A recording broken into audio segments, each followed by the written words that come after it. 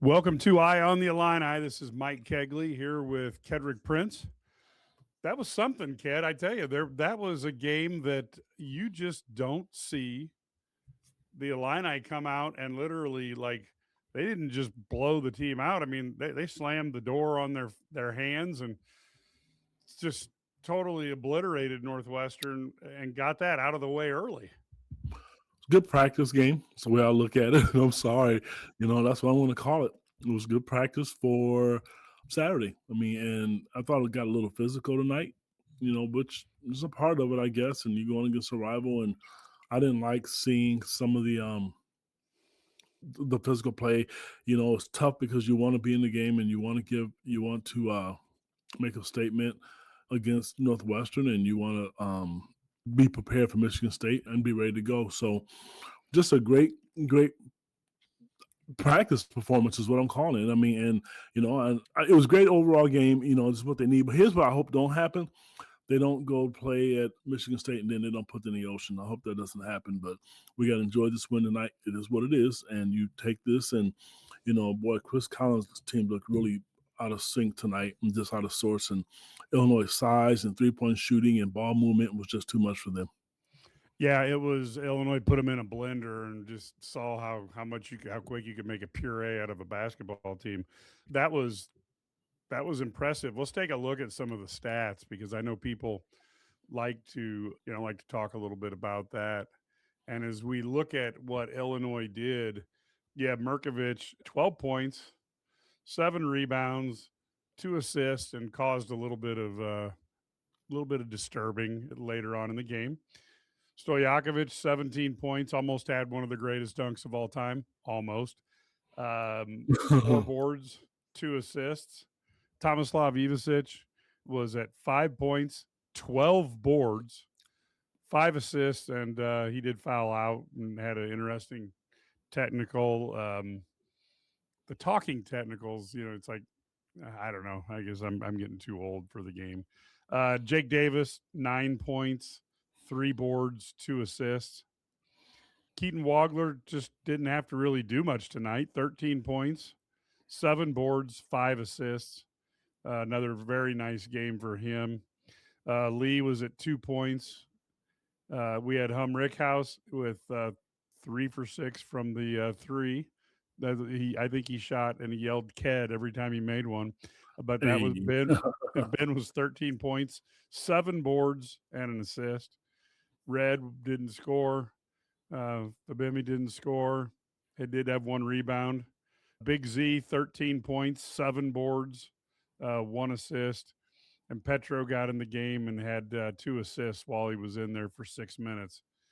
So impressive game.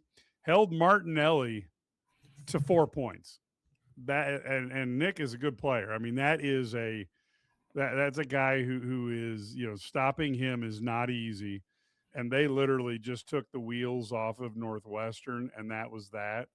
The plus minuses tonight were pretty funny. Keaton Wagler tonight on the plus minus was a plus 48. Jiminy Christmas. Was he really? Yes, he was. Plus 48. That's pretty rare, folks. You had Merck and Big Z at 34. 29 was Rickhouse. 24 was Stojakovic, and 23 was Tomislav and Jake. So a nice job there. And when you look at overall, Illinois had quite a game when you just look at the defensive component, holding Northwestern to sub 30%. Northwestern shot 29% from the field, 16% from the 3, 50% from the free throw line. They were only 2 for 4. They did, I guess the beautiful part for Northwestern is they only had 1 turnover all game, and Illinois had 11. Off at the rebounds, Illinois was up 50-27, Ked. Wow. Second chance points, 14-2 for Illinois. Bench points, 28-14 for Illinois. Points in the paint, Northwestern 22-20, won that. Fast break points, Northwestern 14-4. Illinois 3 blocks to 1, 7 steals by Northwestern to 1, 20 assists to 10 for Illinois. The lead changed a whopping 2 times, and it took Illinois till a minute and 9 to get the lead and never relinquished it. Um, I, this is a slaughteration. I'm making up a new word here. It was a Sounds good. slaughteration. Yeah, and then I guess lastly, just looking at the Ken Palm, you've got Illinois that now is. Boy, you think I could get to the right slide? So Illinois is firmly in fifth place there, 20-3. Yet another season of 20 wins for Brad Underwood's getting to be like clockwork. Just a really, really good showing against a team that isn't that good, but you're supposed to beat teams like that, and Illinois took them to the woodshed. Ked, isn't that what you're supposed to do when you're a good team? That's exactly what you're supposed to do. They came out, Mike, and they handled business. They did what they were supposed to do, and they let Northwestern know who the better team was tonight. And um, everything that they did to execute it. And Michael, you're going over plus and minuses. There's so many stars tonight. I mean, how do you say, or who do you say the played really well? Who's the player of the game? The player of the game could have went to. I gave it to Ben Humrickhouse. It could have went to a lot of people. But in all fairness, though, to me, it could have went to anybody. Anybody in the world could have won player of the game, and just the effort was just outstanding tonight by the whole team. Yeah, I agree. Was a great effort. You look at this, and it's over now. And now all of a sudden you have to go up to deal with Michigan State, and again we've seen them over the years. They play a brand of basketball that the Big Ten allows, particularly up there. We saw Jeremy Fears with the nut kick tonight. Unfortunate these guys. At some point, that's how you get a fight start, that somebody really does get hurt. You and I are old enough to remember Rudy Tomjanovich getting his face blown up. And I'm not certain where he was at in the cause of that fight, but it seems like, somebody starts something like that and somebody non-related ends up getting hurt in the middle of it. So I'm hoping that they can keep it clean. And I got to be honest with you, kid. If I'm the Big Ten, not that I want to ruin this game, but do you think Big Ten has to think about suspending him after that? I thought Tom was going to sit him out tonight and put him on the bench. I know he came out late in the game. Something's going to happen, and I'm going to tell you, I don't know who it's going to be, but it's not. There's too many games now, too many incidences where it's not a fluke. And if I'm the opposing coach, I'm going to say something. I'm just I don't even know. I've got to be careful what I say here because I know I don't want to be We know repetitive. you're good friends with the family, and you No, obviously. you know what? I'm a little. Mike, I was actually people know that, but I want to the officiating. They read the papers, they see stuff, they know it's there. And I just don't understand. I'm just really, really just beside myself because everybody in the country is seeing it. It's all on social media. Everybody has social media. They all see things. Well, it doesn't have to be Twitter. It could be Facebook. It's out there. And you saw it. And I don't, to be honest with you, I'm kind of surprised the Minnesota coach didn't say anything. I just got to watch the women play, and Shauna Green should have been thrown out of the game with last 1 second on the clock. Illinois women just lost a heartbreaker. I mean, you talk about swallowing your whistle when one of the girls got fouled. I just don't understand it. I'm just baffled by it. It makes no sense to me. I'm tired of trying to figure it out. It's what it's going to be. And the reason I'm bringing this up now, you mentioned Fears. I don't mind people guarding Keaton Weigler tough. But the grabbing and holding where he can't go to the ball, and it's not it should be called. And I'm glad to see the players stick up for them, stick up for the teammates tonight. I'm just sick of seeing that. And I've said it. I'm gonna go public with this. And I don't care if you want to put this on one of your segments. I'm worried about what's going to happen Saturday. With the way Michigan State's playing and what Fears is doing, because the last thing you want to see as an Illinois fan or team people who cover Illinois is to see him get hurt. I don't want to see that. And look, I saw some guy on Twitter tonight from obviously a Michigan State fan saying you guys are still mad at Cisco, and it's like dude, he went out there and broke a guy's nose without trying to make a play on the ball. And you could say what you want about Tom Izzo, but there are certain players over the course of his 30 years who that's been their trademark and they've carried it into the NBA. They're learning it somewhere. It's not a coincidence. It's not just luck. And so the thing I would say to a Michigan State fan is go ahead and find the Illini player who cheap shots all the time, because the only guy who would really get down and dirty with people in the last few years, of course, was DeMonte Williams, but he was a counterpuncher. He was never There the you go. first guy to do it. He was always the second guy to do it, though. And so DeMonte Williams was kind of like a Hulk Hogan, WWE guy that he never breaks the rules until the other guy breaks the rules, and then he Mhm. does it. But Michigan State's got a history of that. Izzo is on the court the whole game up there. They literally, the referees swallow their whistle, they swallow their pride, and the Big Ten doesn't do anything about it. It is what it is. He's a But Hall it, of it Fame coach. but it needs to happen, Mike, because I'm gonna tell you what's gonna happen. Keaton's gonna get a couple fouls called, and Tom Izzo's gonna come off that bench, and the whole game is gonna change. He won't get another call the rest of the night. Mark my word. Yeah, I agree. That's the tendency of the way it goes. But let's go back. Let's go back and talk a little bit about. I guess we're talking about fears. I think the other thing I forwarded out on my ex at Mike Cagley. If you give me a follow if you want to, but I forwarded out one of the guys that I've interviewed over the years from Minnesota. He had a couple plays on that he had on his Twitter feed, but you can tell this guy doesn't is not the type of guy who really complains about much. He's learned how to deal with Minnesota not winning games, and he was pretty hot under the collar with the play that they faced tonight. And I can only think that losing a game and being at home is just going to encourage more of that, not less. Mike, they've lost 2 games in a row. They know, I mean, they're already in the, behind the 8 ball when it comes to competing for the Big Ten title. Illinois has to go in there and try to take care of business. But if there's one time I really, really want to see Brad Underwood be the Brad Underwood of old, it's Saturday.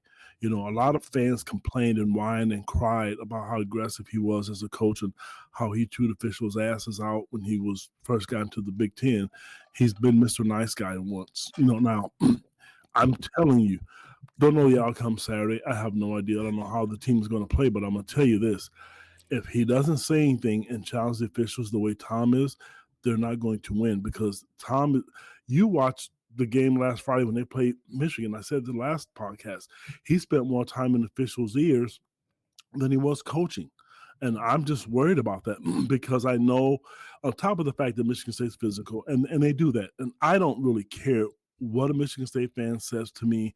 They can talk about the Cisco foul with Io. If you guys remember, they went at Kofi hard up at Michigan State as well. So it's not a fluke. I don't like it. I'm just not becoming a fan of it. And if they're not going to win the Big Ten, Mike, they might as well take somebody out with them. Well, and I don't mind playing hard. That's fine. It's just when, like I said, Sissoko went and literally busted Io in the face. The ball was nowhere near where his hand was, and it was clearly a hatchet man. It was like hockey where you bring in the goon to put somebody down, and they let Izzo get away with that crap year after year. And again, I wouldn't last 5 minutes as a referee because the first time a coach is screaming at me like Izzo or even early Underwood, in his first couple of years, I'm going to call the game to the letter of the law. And if you touch somebody, that's a foul, and I'll just tell the coach how many more of these you want me to call because that's in the rule book, and shut them up. But I will tell you, probably the reason Underwood yelled more and was madder is that the roster that first couple of years probably pissed him off. Yeah, but you know That what? wasn't easy. I'm sure it did, but he just didn't back down. And now, if he gets upset with an official, like I think tonight he got upset because they were grabbing Keaton a little bit, and he'll say stuff and he'll walk away. It's okay to get technical foul. It's okay because other coaches are going to do it, and it changes the game. You can clearly see there was a call, and it didn't affect the game by any stretch of imagination. But there was a call that it was an over the back call, I think, on Merkovic. And honestly, it was an over the back call. I don't think the official was going to call it. Chris Collins yells over the back, and as soon as he did, the official threw his hand up. It's just It is, and that's why I'm like, you got to start saying stuff. You got to start speaking up, and I know he's going to stick up for his players. I'm just really curious to see how this goes. How this goes Saturday. I know Michigan State's playing for their lives, and if Illinois lose, but I don't want to see anybody get hurt. And I've seen enough of it, and there's no denying that this stuff is happening, and there's no accidents. There's no like, okay, this is a mistake. It's dangerous and it's going to hurt someone, and that's what the part about it I don't like. The Minnesota player turned around and looked at the official because I think I didn't watch all the game. I think there was one time I think where he shoved him in the neck. I think I saw that on social media too as well. And then we also had the kick in the private. Yeah, yeah, and there was another play too, a trip. I mean, Okay. it is what it is because it seems like for whatever reason it's tolerated this year, and again, I don't. I look. I want Fears to start, and I want him to play the whole damn game. I want to see which team is better, but I don't want it to turn into a fight where somebody gets hurt because Io was, excuse me, Io was out for a while and never really, except for one or two games, never really got back into his form as he came back. So, I see the and comment about Kenny about meeting at the Pizza Hut. I will tell you guys this. If you guys know anybody, who knows anything about European basketball players, they're nice, but I'm gonna tell you, they are some badasses when they get mad. I remember go back to the Indiana game last year with I'm telling you, with Lou Goody, that whole situation. They're not gonna back down. And I was glad to see Tommy did what he did tonight. I mean, you know what? Andre got hurt going to the basket. They're gonna stick up for each other, and they should do that. They're well, tough, man. Merck was trying his best when Stojakovic got tackled. And I'll tell you what, let's talk about Merkovich for a second because if you look at what he's doing right now, if it wasn't for Keaton Wagler, we would be talking about him having one of the most successful freshman years in the Yeah. history of Illinois sports or in the history of Illinois basketball. He's having a really good. I've said that, Mike. He's having a great year, not just on Illinois from Illinois standpoint, just nationally. I mean, he'll make the all freshman team, but it's hard because everybody's overshadowed. Keaton has taken the limelight, and deservedly so. He should, but he's having a great year, and this team is not the same without him. I'm really curious to see the matchup with him, and if he's guarding Carr, how that matches up. I think Michigan State is going to have a tough time at the rim as long as Zonomer doesn't get in trouble. And I think right now, you saw tonight, we've always talked about two people. Most of it's been Tommy being the guy that's for Illinois to reach their ceiling to play well. He's playing really well right now. But I think the other X factor is Andre Stojakovic. He's been quiet. When you get those two guys going together with everybody else, good luck trying to beat them. Good luck. Yeah, I liked Andre being more aggressive tonight. I thought if he's going to go to the hoop with that type of intensity, he's going to get more free throws. He's going to make a difference.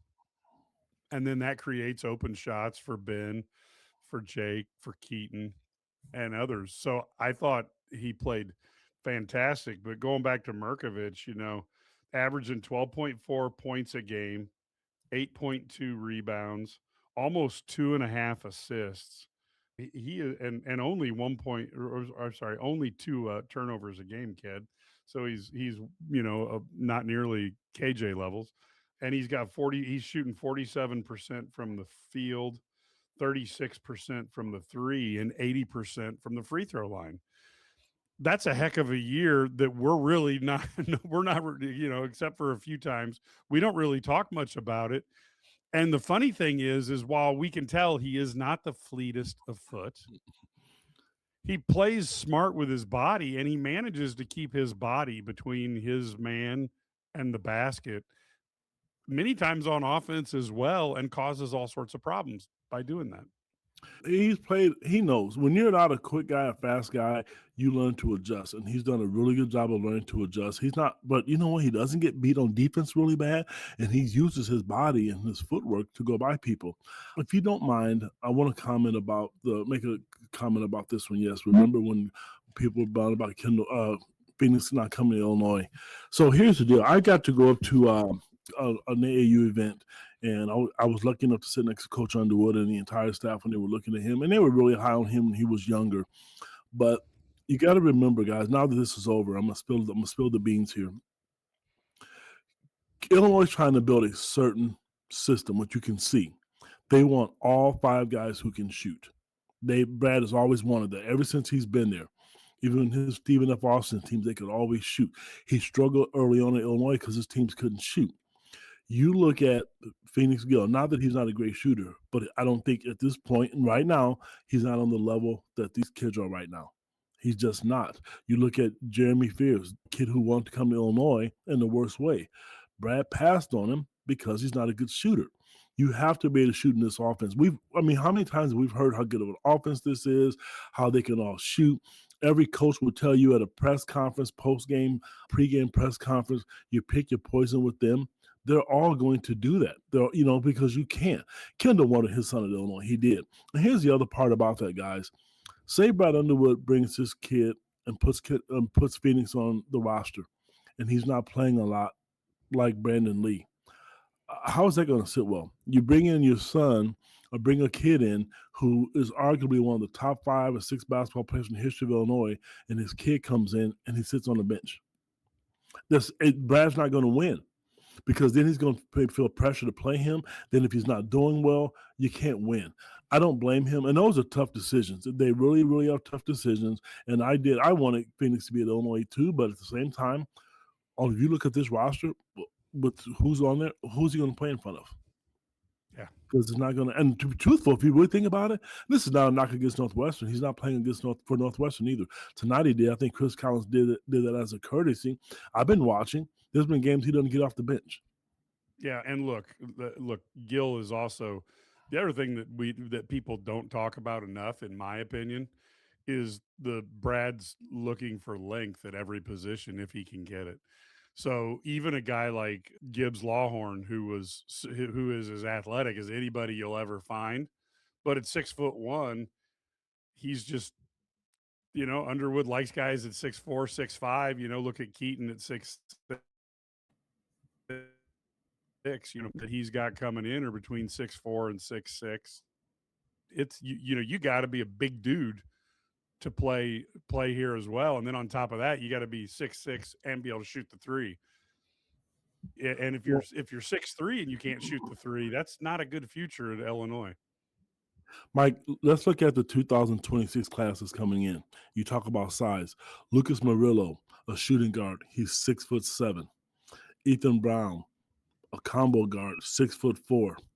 Landon Davis, a power forward, 6'8". What you're saying is 100% right. That's what he wants, and now he has the size and he has the system that he wants. And you look at the 2027 class, shooting guard Quentin Kitt, 6'6". Mason Martin, shooting guard, 6'5".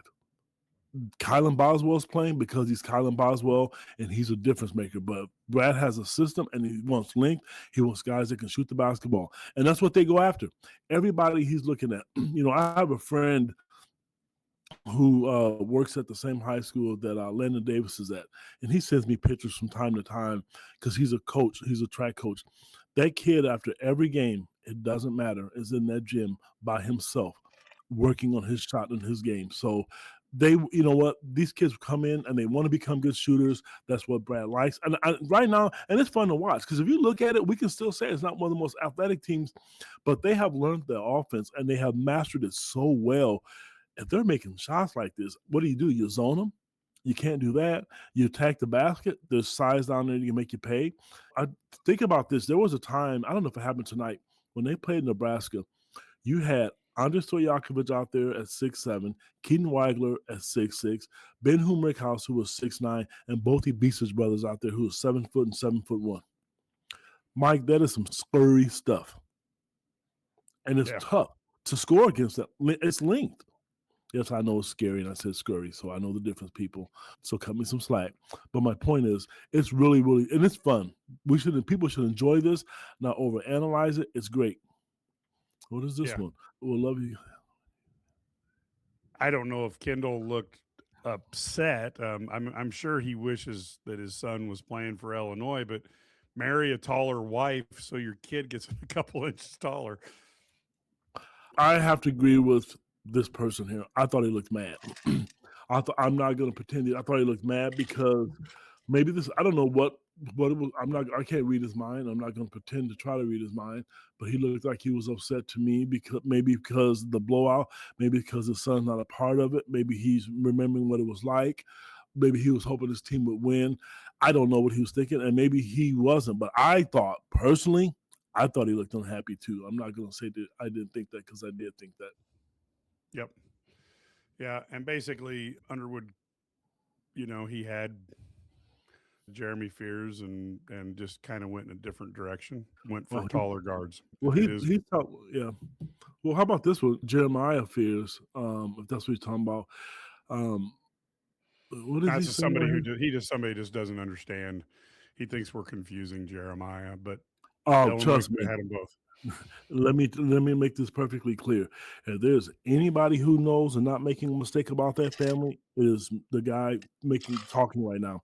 I talk to the dude 2 or 3 times a week. When his kids were in 8th and 9th grade, I've been talking to this guy. I talked to him yesterday. I'm not getting it mixed up. I know exactly what he thinks and how he feels about everything. People don't like him. He's not for everybody. Totally understand that. There's times where he made me want to drive off the road arguing with him, but it is what it is. So I mean, he does. He's very, very frustrating to talk to. But the one thing I'll give him credit for, he's been right about his kids. Yeah, it's not just dad believing. Yeah. And by the way, it is, just so you know, every fan base feels this way because Michigan State's got people talking about how the officials had it out for them tonight against Minnesota, and That's you know, just kind of stuff that makes me not want to say anything because I look stupid by saying that. right, I'm sorry, every but look, I do. look, we all do it, right? We all do it, so that I it don't. just I don't shows you say it how cost you're going to games. feel. I just don't like. I guess my biggest complaint about it, Mike. I don't. Has it cost teams games? Well, it cost the women at least a chance to win tonight. I know that because I just watched the end of it. But nobody's going to get it perfect. Nobody's going to get it right. And I want to be nice because I have a lot of friends who are officials and they always chew my butt out when I say it. But I have no problem telling them to their face to get better at it. I will say that. So every fan base says that, and you want every call. Some things they look pretty obvious, and some things aren't. I will end it with this: I don't want to see coaches dictate fouls. And that is my number one concern going into Saturday's game. For everybody listening to this podcast, you watch Saturday and you watch the antics. If there's a questionable call, take your eyes off the court and look at that man on the bench on the left side of your TV screen and watch what he does and watch what he says. He's going to be in those officials, but I think they're tired. I wouldn't want to do a Michigan State game. I would not want to do a Michigan State game in the People world. people don't understand, Ked, because if you cover a game and you're there at Michigan State, or when they're playing, he literally spends the whole game yelling at referees. I mean, he is literally up the whole game complaining about every call. I don't know how these guys do it. And you'll hear me complain, but for the games that they have to do for Izzo, I would have to be sainted because I would probably get in a fight with him. Okay, so for the Michigan State fans out there who are going to criticize Mr. Prince and Mr. Cagley, if you have the Big Ten Network, and I'm not trying to give them any publicity or free plug, go back and watch Friday's game and tell me, either one of us, Mike Cagley or Kedrick Prince, that he did not spend 60% of his time yelling at the officials. There was times during timeouts he didn't even talk to his kids. So we're not just fabricating because we're mad. I'm not mad at Michigan State. That's their program, that's their coach. He's going to be a Hall of Fame coach.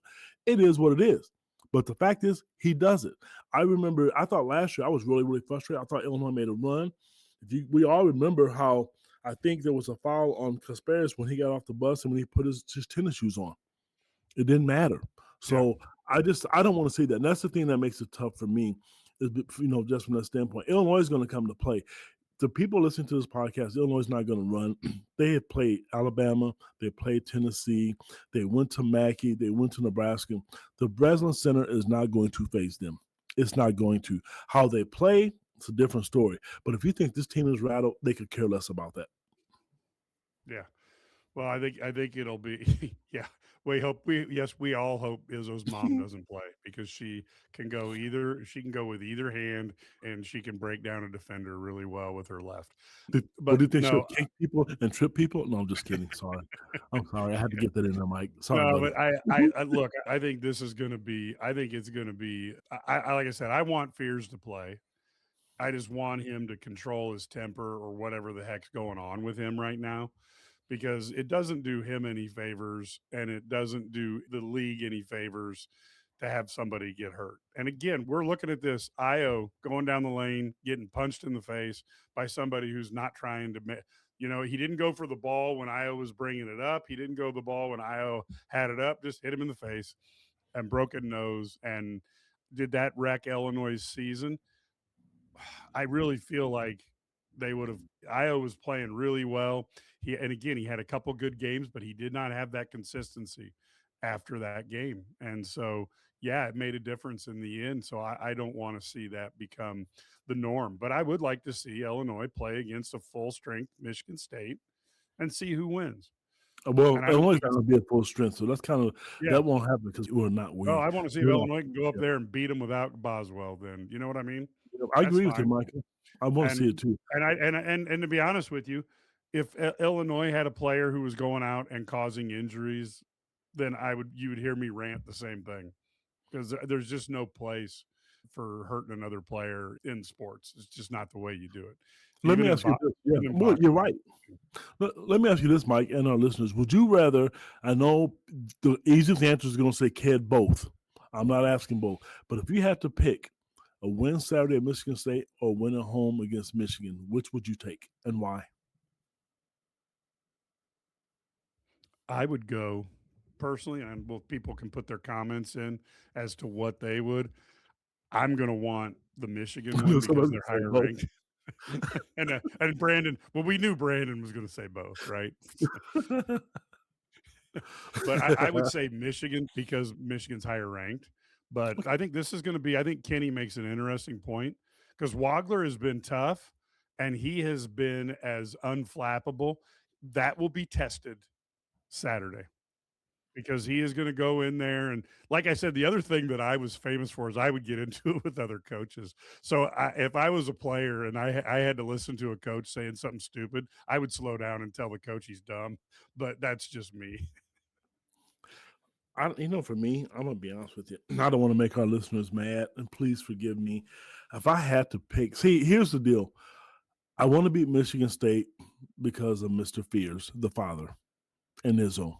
Okay, I want Yeah, to but you beat got Michigan. Morez's dad though on the other I'm side. coming, baby. K's bringing the receipts. Then I want to get Michigan because of Mr. Morez Senior and how that all played out and how they played Mr. Prince. So I'm gonna have to sleep on it. I don't know, man. If we're gonna do a halftime or a pregame Saturday, I don't know, but I'll have to let you know because I have some strong feelings about both of those Michigan programs. And what stinks about it, probably 60% of my family lives in Michigan, and they're either Michigan or Michigan State fans. I don't talk to them about sports at all.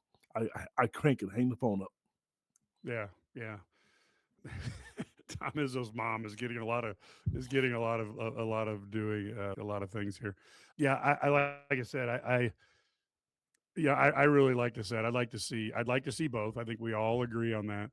But I will comment too. Jess Settles brought it up on the broadcast, and he said it to Underwood, and I thought Underwood gave him an interesting smile. But Jess, you could tell when he was watching, he goes, "This is a fun team to watch," and it hit me, because I was never a big guy on like running plays as a coach. I'd rather just get the open guy open.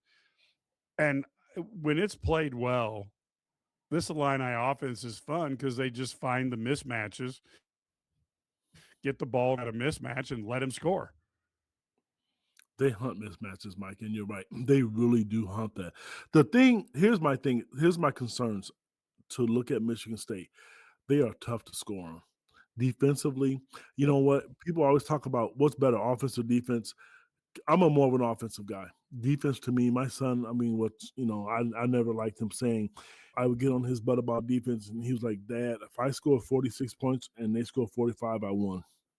So Illinois' offense is great, but Michigan State makes it tough to score. They guard you the whole time, they bump. And the reason they do it is because officials are going to call foul the whole game. And they're not all fouls, they're just aggressive. They're good at what they do. But Michigan, to me, is physical as well, but a different kind of physical because they're big. They're very, very big and strong. Yeah, and I will say Michigan, they're two different teams, but they are unified in the fact that they play very physical, and Illinois plays physical, but not in that fashion. So it It's will be different. very, very interesting to see how they go together. And yeah, St. Dominic's is late to the party. We've talked about that because we're all worried that, are they going to try to do the same hockey goon play that they did against Io. So now I will say that Minnesota looked good in the first half, and I don't know what Minnesota does in the second half, but they've had several games where they're right in it at the half and then just totally tank in the second half. Somehow they found a way to get through it tonight.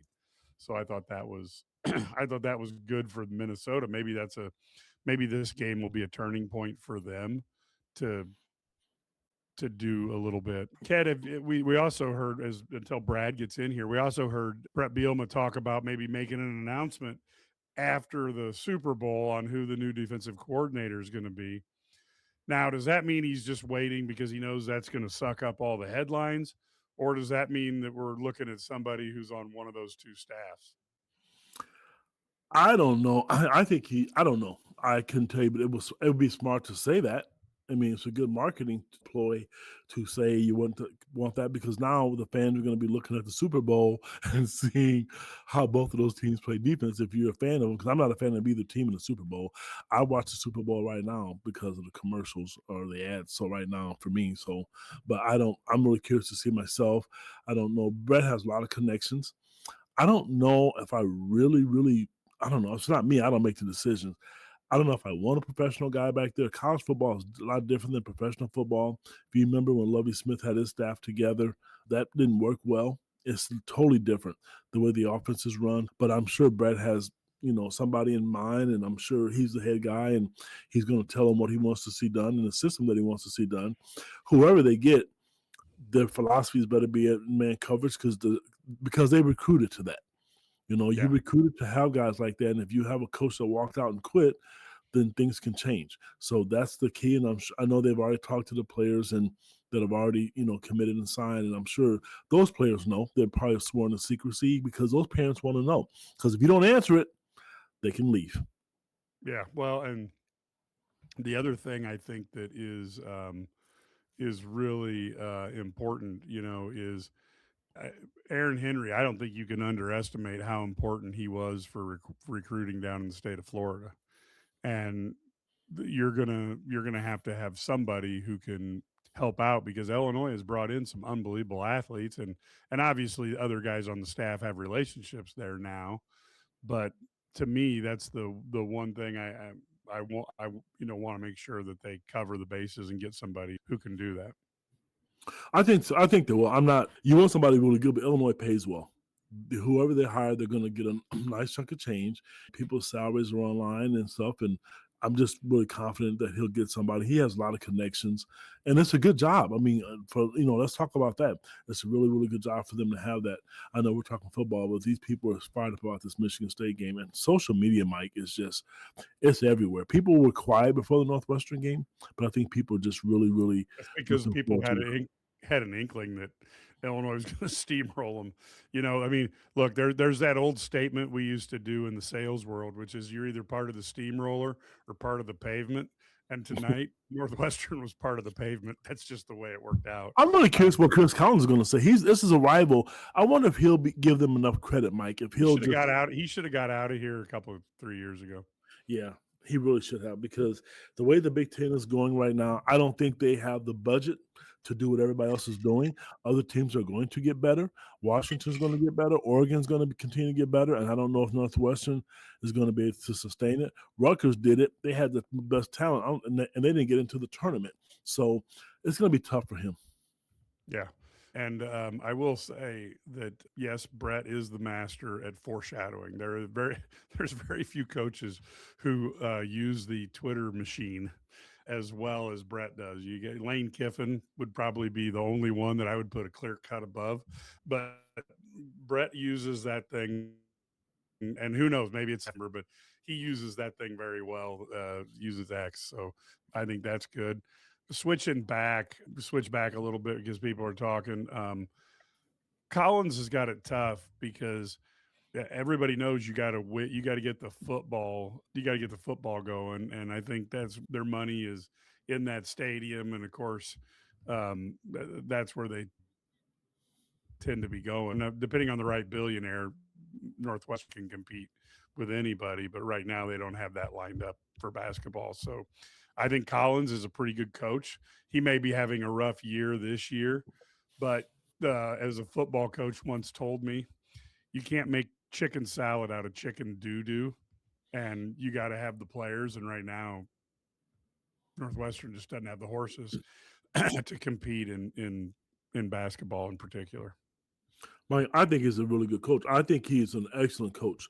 Forget the rivalry. He's really good at what he does. When he had talent and has when he has good players, they're tough. They guard. They do the best they can guarding.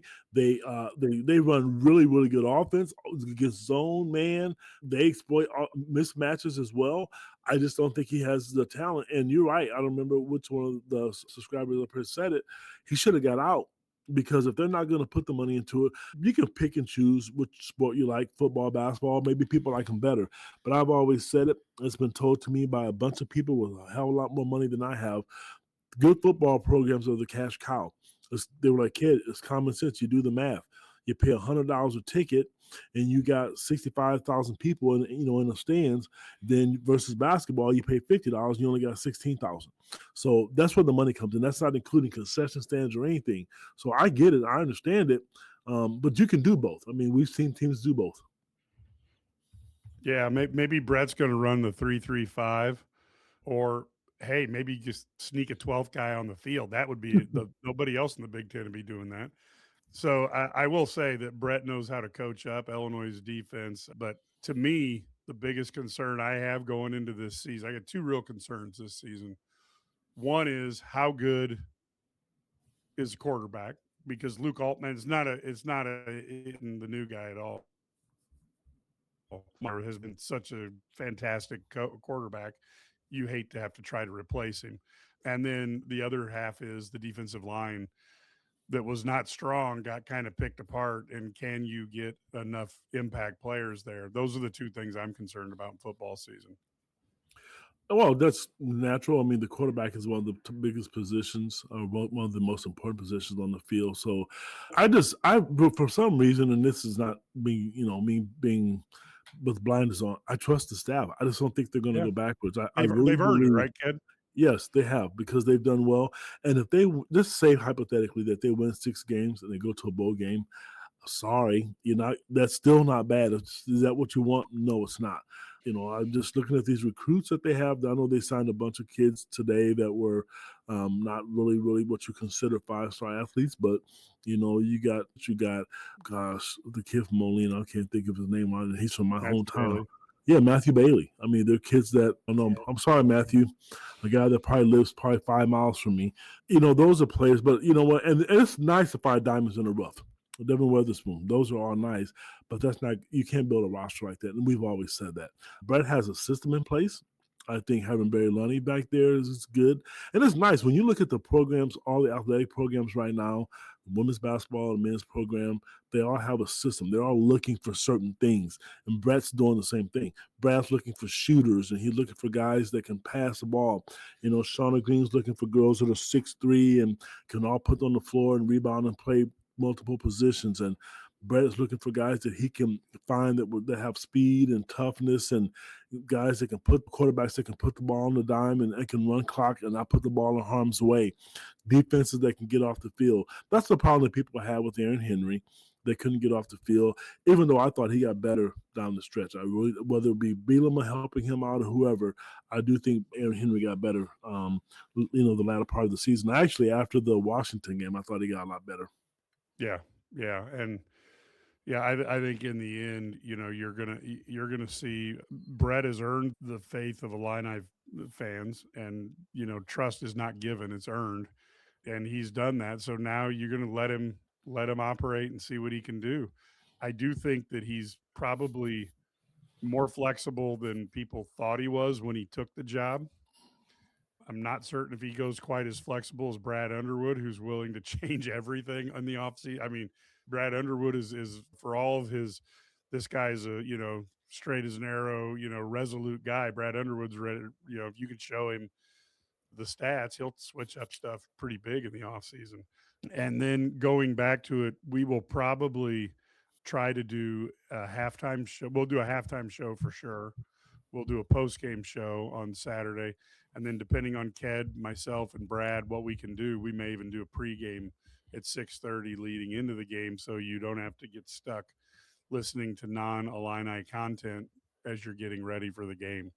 So you can put us on YouTube while you're in your living room, or while you're getting that pot of chili all ready to break out for the game. We'll be talking about it, and I'm telling you, this is what the Big Ten is all about, because you look at what Illinois is got coming up here. It is going to be a boatload of fun to see this schedule, because you're looking at Michigan State on Saturday. Then you turn around and have Wisconsin, who is much better than I thought they were going to be this year. Indiana is then coming to town, and they've started to play better. I would love to have played them 4 weeks ago. Oh yeah. And then you have that dreaded trip out to California to play UCLA and, Southern Cal and UCLA. Come back to Champaign for that Friday night Fox game that I think is going to break the record for Fox on college basketball, which is Michigan and Illinois. Then you have Oregon, who, I got to be honest with you, kid, I have no idea what's going on with Dana Altman out there. You got all this Nike money, and they're having a horrible year. And then you finish up, I guess Oregon is at home, and then you finish up going to Maryland, and then you're into the Big Ten tournament. So there's some really good games there when you figure Michigan, UCLA, Southern Cal, Indiana, Wisconsin, Michigan State. So it might be nice. It would have been nice to spread those Oregon and Maryland games in between a couple of the tougher games, but I agree, but they can't do, Mike. They can't slip up. I will say, I would go on record and say this, and I typically don't do this because people hold me accountable, which they should. If they win at Michigan State, I'm willing to go out and say I think they'll at least share the Big Ten title. I think Michigan has some tough games left. They have to go to Michigan State.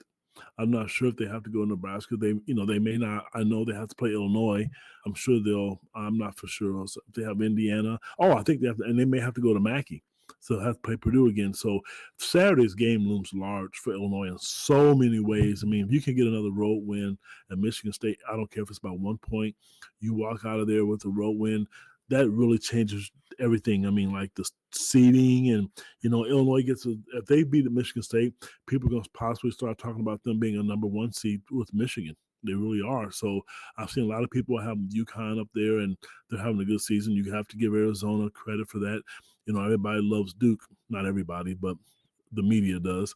So Illinois can sneak into that 1 seed line. That would be truly amazing for Underwood and his staff to be able to pull something like that off. yeah, Michigan plays. They play Thursday night. It's tomorrow night against Penn State. Then they play at Ohio State. Then they go at Northwestern. So nothing too Mm. scary there. Then UCLA comes there to Michigan. That won't be easy. I'm not saying UCLA is great, but they're tough. And then Michigan goes to visit Purdue. Then they go play Duke in a neutral court game. And then it's Minnesota visits them, and then they play Illinois. Then they wrap up traveling to Iowa, and then Michigan State comes to town. So you're right. Hey, look at this. Brad Sturdy has entered the building here in the IlliniGuys studios. Mr. Sturdy, give us your impressions of this game. It was, I expected Illinois to win. I thought your 14 points prediction was pretty accurate, but holy cow, did Illinois win?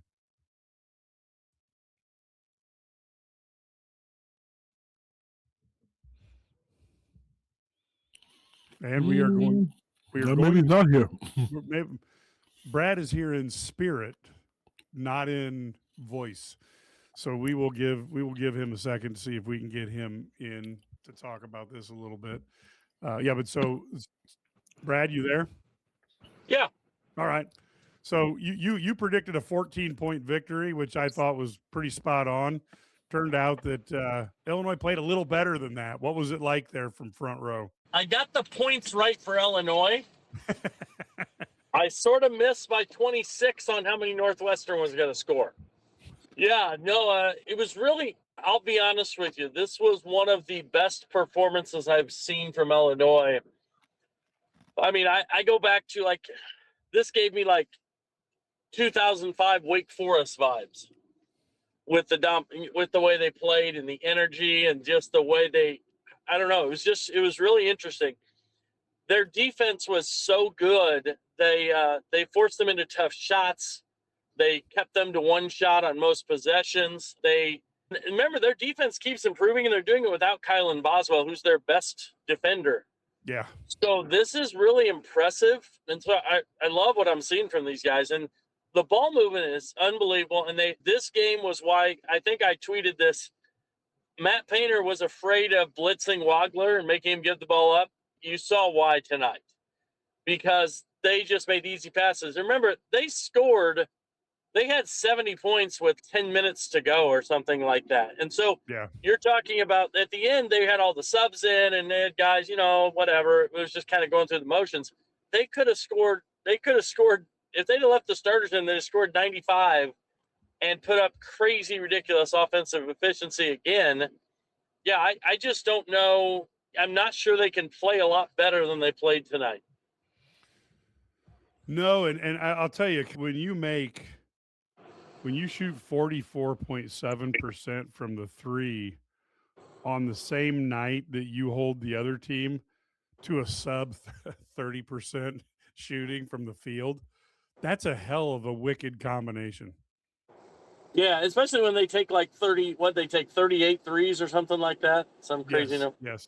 Yeah. Yes. So, I mean, when you take that many threes and you make them at a high clip, you're probably going to win. So it's really hard to overcome that. I'll be honest with you. I thought Northwestern was really physical with Illinois, and they got away with some bumps and pushing on drives. And so Illinois answered, and they got away with it too. They let them play. But usually in a game like that, the offenses struggle. Well, Northwestern's offense did struggle, but Illinois didn't at all. And you realize they started, it was about, 7-5 after about 4 minutes. And that's when they just started rolling. And it was just, they were basically locked up Northwestern. And Northwestern scored at such a low rate, but they also only had one turnover. I mean, that's kind of stunning to score at that low of, points per possession while only having one turnover. So it was just really impressive the way they did things. And their adjustments, like I was talking a little bit about the offense, and the defense, but the offensive adjustments they make, that, it's like they go 4 minutes and they kind of see what they're doing, the other team's doing. And sometimes the other team is doing something and they can just click and go. Well, Northwestern, they're blitzing that ball screen, making Wagler give it up. And then they're running another guy. They're running the weak side defender up and attacking the pick and pop pass, right? So they after the first time out, they just make an adjustment. They they do some different things, single actions, ball screens. They ran some more ghost actions. They ran some, I thought then they got the guy to the nail. You saw Tommy go to the nail. I think Mihailo was in that game, and Tommy goes to the nail, dumps down, Dre dunks it. Just all those, they just make adjustments. And a lot of them are by Tyler Underwood. He makes the calls and different things, but a lot of them are just, those guys just playing basketball. And they're just so high IQ, they just make the right adjustment. You put them in the right setup, and they're going to make the right read. And it's certainly fun to watch. All right. So the question I have for you is, and we've been talking about this, and we got to get your feedback. So you got Jeremy crotch kick fears. You have the history with Io getting his face broke. You have Tom Izzo, who's the sixth man on the court, literally screaming at the referee the whole game. What is Illinois in for And as mature as they are they prepared for what they're going to see at Breslin? I think they are. Here's the thing. Now you have there's such a, how do we say, a camera on, or whatever you want to say, a microscope on Fears, that I don't think he can do anything without getting called out. It's like you get that reputation, right? And he's got it now. And they watch this film, and you see the shots to the face, the shots to the neck, another trip, the trip last week of Luxembourg, the nut shot. You put all this stuff together, and I don't, anybody can tell me, oh, it just happens.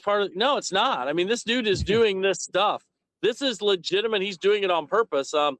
Now, some of it I think is frustration, as they're in a little struggle bus. They started off so well. And we talked about this. The one thing Tom Izzo is great at early in the season, his dudes play harder than everybody else early in the season. He gets them ready to play, but they're not offensively overly gifted right this year. I mean, They're not. I mean, they don't have the offensive weapons they've had maybe in the past. Now they can grind you and they can beat you because they're great defensively. But and so I think these guys are a little frustrated of late. They've lost a couple games here that they felt like they probably should have won.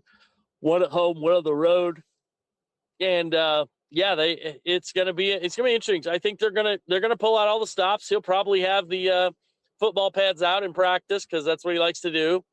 But this team is so skilled. Illinois just takes whatever comes, and the only thing that concerns me about this game is if it gets chippy, and whether it's Z or Tommy or Merkovich, or those are the guys I see it happening. It could be Jake Davis too, who gets it.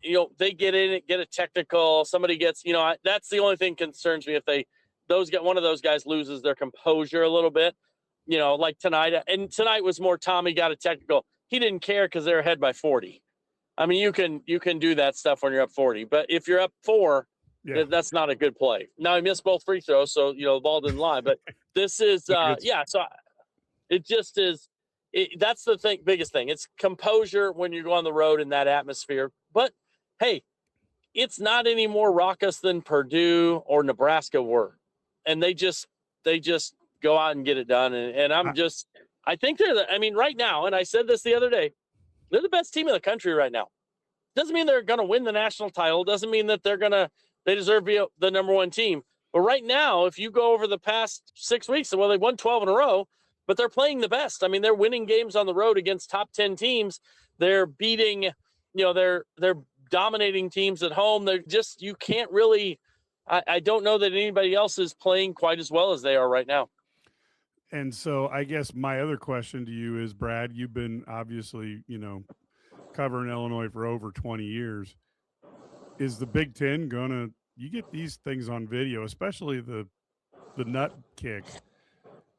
Are we going to see them react to that and tell Mr. Fears that you've got a game or two to calm down?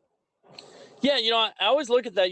I'm not sure. It could happen. I mean, you remember Alan Griffin with the stomp. And then that was much less. I mean, and that was, I'm not a huge Alan Griffin fan. The ACC suspended Chris Paul for his nut punch of Julius Hodge in the ACC tournament. They suspended him for a game. So there is a history for doing this a little bit. So I don't know. I mean, it's possible they could do something, but I don't know if they will because it's Tom Izzo, and you know what I mean. He's Tom Izzo.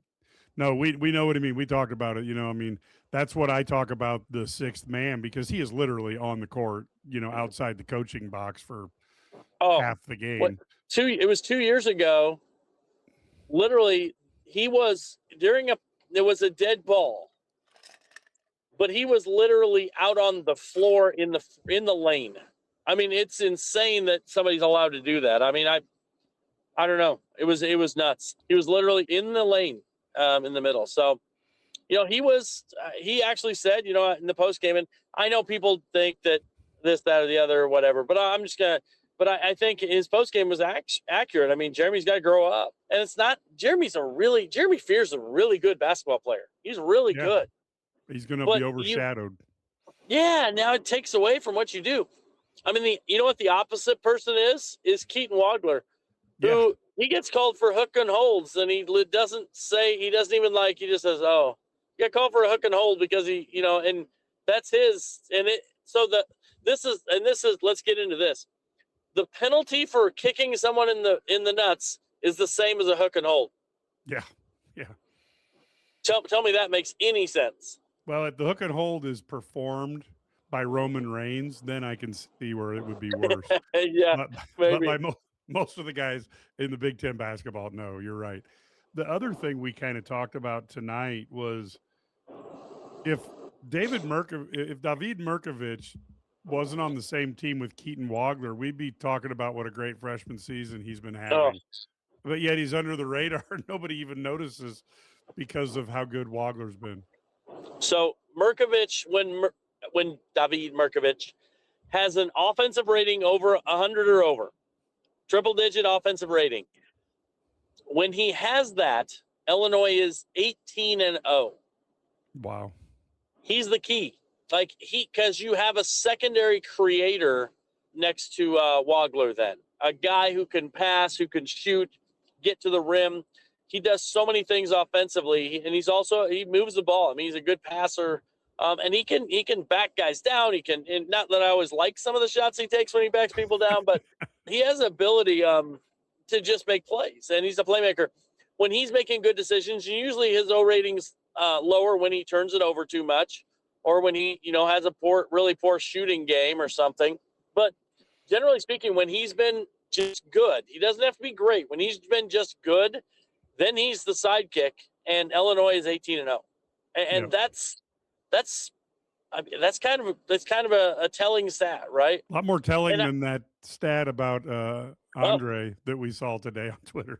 9-2 when he scores double figures. Well, yeah, and I posted that one. I think they're 10-1 now when he, 10-2 now, but they're 9-1 when he doesn't. So it's like, wait, what? That doesn't make any sense. So we're worse when he scores. So he's an X factor. We need him not to score, John Rothstein. No, we need him to flip a coin and see what the hell happens. Yeah. So no, but it's funny. But yeah, I mean that's reality. And again, Keaton Wagler, they wanted to get the ball out of his hands, so he just throws 13.7 rebounds and 5 assists up. Yeah. Just like some years we'd be thinking, wow, that's amazing for a freshman. And it's like, wow, he didn't score 20. Yeah, exactly. What happened to him? What was wrong with him? Is he sick? Yeah. No, he just had a half-court shot. That was it. Yeah, he did throw in the 50-footer. Yeah. So no, and people are noticing this team. I mean, and obviously when you win 12 in a row, that happens. But I mean, you're starting to see them on. I've got them as the highest 2 right now on the NCAA seed line. I think they're ahead of Iowa State, conceivably. And so both teams have tough games down the stretch. We'll see how it comes, but. Then you've got, your ones, if they can beat Michigan State and Michigan here, they really are in a great place to be a 1 seed.